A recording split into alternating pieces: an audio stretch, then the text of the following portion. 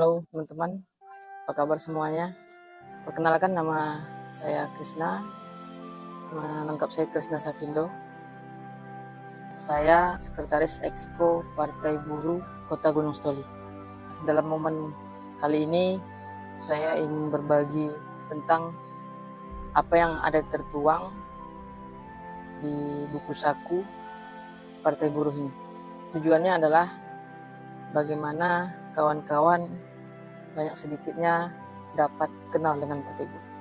Adapun isi dari Partai Buruh ini adalah segala sesuatu, landasan-landasan berpikir sehingga dihidupkannya kembali Partai Buruh pada saat ini, dimana yang kalau kawan-kawan bisa cek searching di Google itu Partai Buruh ini sudah lama adanya. Kemudian di akhir tahun 2021, Partai Buruh dihidupkan kembali dengan semangat baru dan kesepakatan bersama dari beberapa serikat.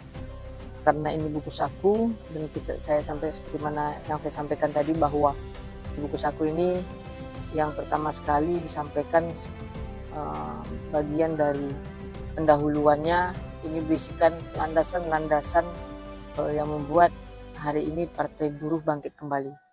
Nah, adapun hal tersebut nanti akan saya paparkan sendiri.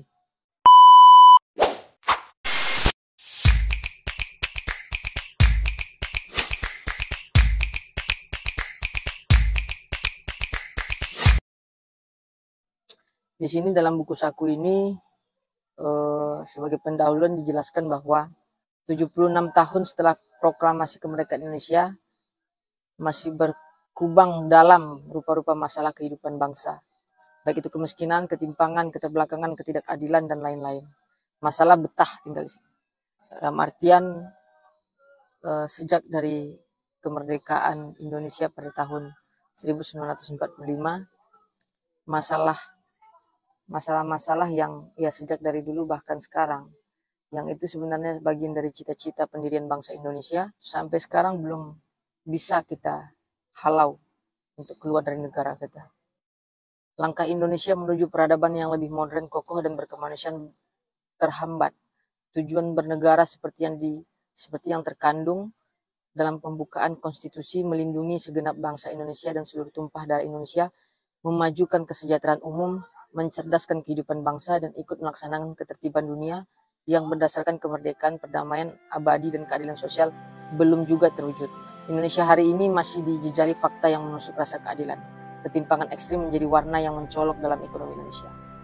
Berdasarkan Oxfam tahun 2017 menyebutkan harta 4 orang terkaya Indonesia setara dengan gabungan kekayaan 100 juta orang termiskin.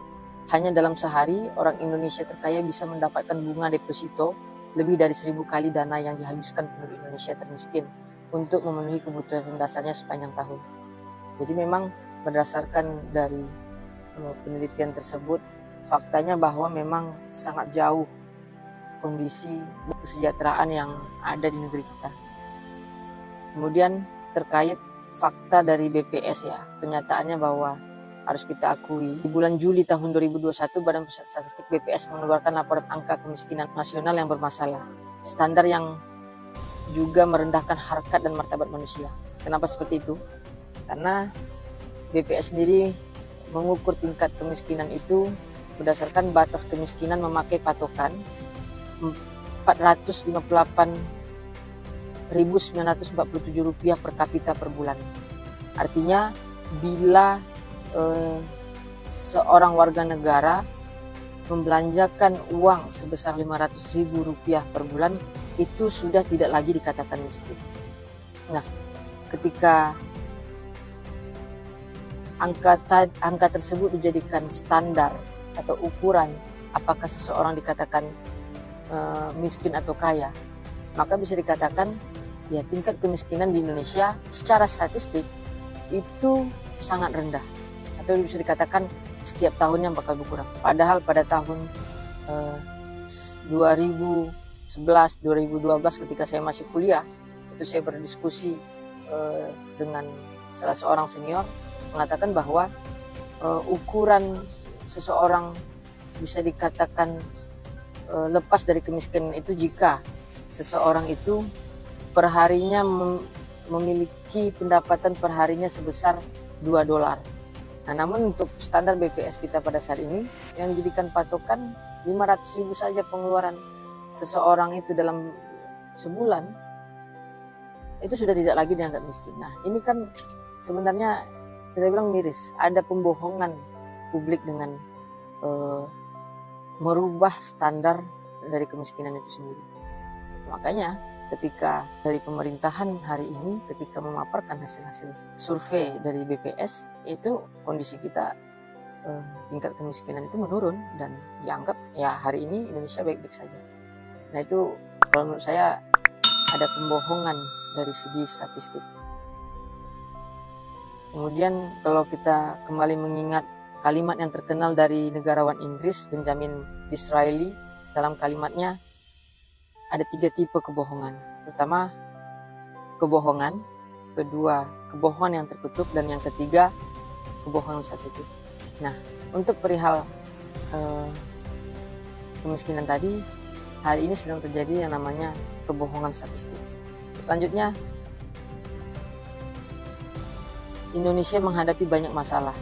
Lihat bagaimana monopoli ekonomi dipertontonkan secara telanjang dalam sektor penguasaan tanah berdasarkan laporan Konsorsium Pembaruan Agraria atau KPA yang dilansir bulan September tahun 2021. Indeks ketimpangan penguasaan tanah mencapai puncak. KPA menyebut 68% tanah di seluruh daratan Indonesia dikuasai hanya oleh 1% kelompok pengusaha dan koperasi besar. Sedangkan 32% lainnya yang tersisa kemudian diperebutkan oleh 99% populasi untuk beragam keperluan. Dengan kata lain, sedikit sekali lahan yang dikelola keluarga petani. Ada 16 juta rumah tangga petani menguasai rata-rata kurang dari 0,5 hektar lahan petani. Nah, kalau kita ukur bagaimana hal itu bisa kita lihat dari fakta data tadi, maka ketika kita mengatakan Indonesia negara yang kaya dan peluang untuk kita bisa menghasilkan sumber pangan itu harusnya tidak mengalami kesulitan, ternyata faktanya hari ini negara tidak memiliki perhatian terhadap pengelolaan tanah untuk menghasilkan sumber-sumber bahan pangan. Adapun program-program yang dilakukan terkesan program yang cukup seremonial, dalam artian lahan-lahan yang dapat dikelola untuk menghasilkan sumber pangan itu dikembalikan kepada pihak-pihak korporat, sehingga lahan yang dapat dikelola oleh masyarakat petani itu sangat minim. Dan hari ini bisa dikatakan masyarakat petani yang mungkin memiliki anak, bahkan seorang petani yang awalnya petani melihat kondisi yang memprihatinkan tersebut dan tidak adanya peluang untuk mengembangkan pertanian dikarenakan keterbatasan lahan. Kalaupun ada lahan yang dimiliki, tidak cukup untuk memberikan penghidupan sebagaimana yang diharapkan oleh seluruh masyarakat. Ya mungkin cukup untuk makan, untuk hidup sehari-hari. Namun bagaimana untuk bisa dapat menyekolahkan anak sampai ke perguruan tinggi, ya saya pikir kesulitan bagi masyarakat petani. Maka perlahan masyarakat petani baik di daerah-daerah itu mulai mengambil langkah untuk berangkat ke pusat-pusat kota untuk mencari penghidupan yang mampu untuk menghidupi bagaimana kehidupan yang diinginkan oleh orang banyak. Selanjutnya, konsentrasi pencari kerja di sentra-sentra industri yang terbatas Indonesia melahirkan basis bagi politik upah murah. Jumlah angkatan kerja yang menggemuk dan ketersediaan pekerjaan yang tipis menimbulkan gap yang melemahkan nilai tawar buruh. Sebuah hukum demand and supply yang sederhana. Nah, dalam hal ini kita harus menyadari bahwa ketika tadi sumber daya manusia yang kemudian beralih mencari sumber pendapatan dari pencarian di sentra-sentra industri, baik itu bisa dikatakan ke kota, kemudian meninggal pertanian. Nah, ini mengalami meningkatnya jumlah angkatan kerja, belum lagi ditambahkan oleh tamatan-tamatan perguruan tinggi yang setelah selesai kuliah berlomba-lomba untuk mendapatkan pekerjaan dari lapangan pekerjaan yang terbatas. Nah, hal ini dimanfaatkan oleh pemerintah untuk sebagai media marketing atau pemasaran kepada investor untuk mau datang ke Indonesia untuk menginvestasikan dananya.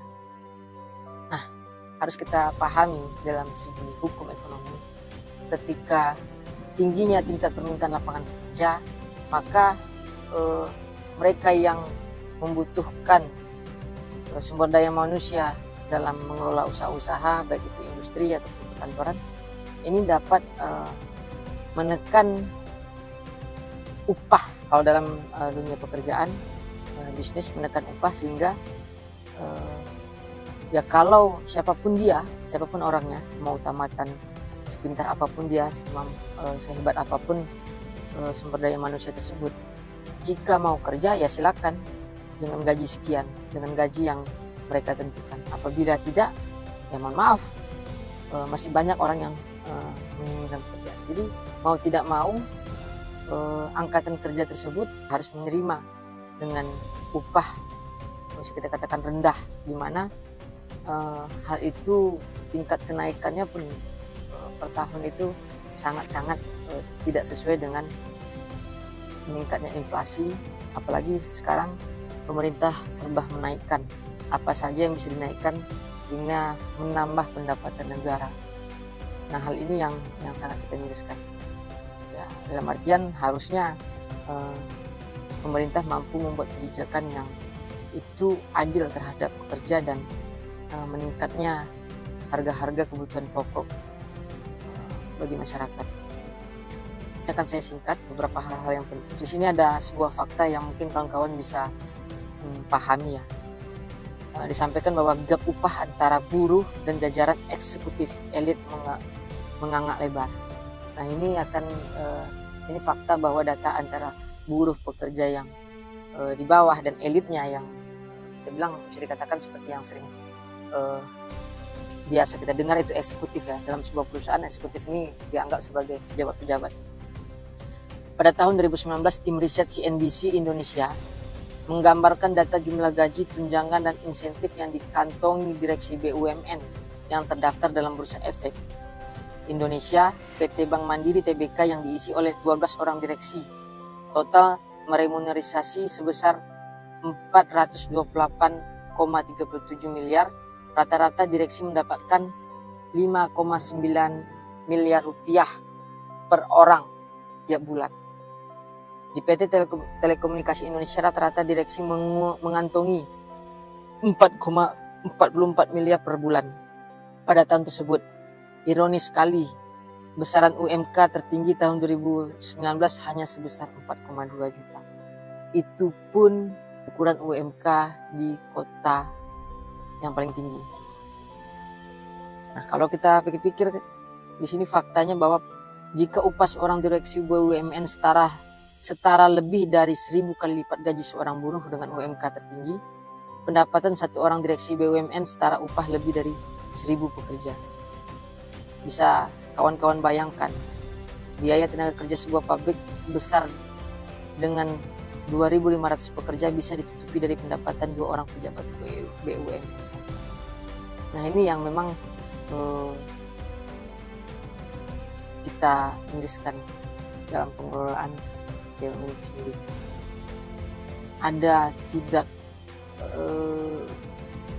Kita tidak mengusik pendapatan mereka, tapi yang perlu dipahami, kesenjangan ini yang sangat-sangat membuat semakin lama semakin tinggi tingkat kesenjangan, sehingga kita bilang bisa dikatakan kemiskinan di Indonesia itu dirawat. Nah, saya pribadi juga punya pemikiran bahwa kemiskinan ini dirawat dengan tujuan agar apa? Masyarakat miskin agar pada akhirnya dapat dibeli suaranya. Karena memang dalam momen-momen pemilihan presiden, legislatif, itu berkucuranlah dana di masyarakat yang kalau kita bilang tidak sepadan dengan apa penderitaan rakyat kemudian selama 5 tahun dengan apa yang didapat. Memang mungkin pada saat itu sangat besar, mulai dari 200.000 sampai 500.000 bisa mendapatkan hampir 4 karung beras yang sebesar 10 kilogram.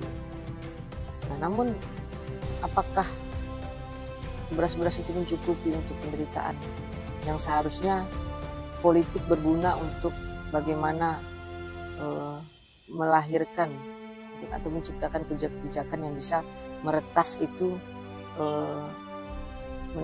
menaikkan hajat hidup masyarakat yang dari prasejahtera menjadi sejahtera.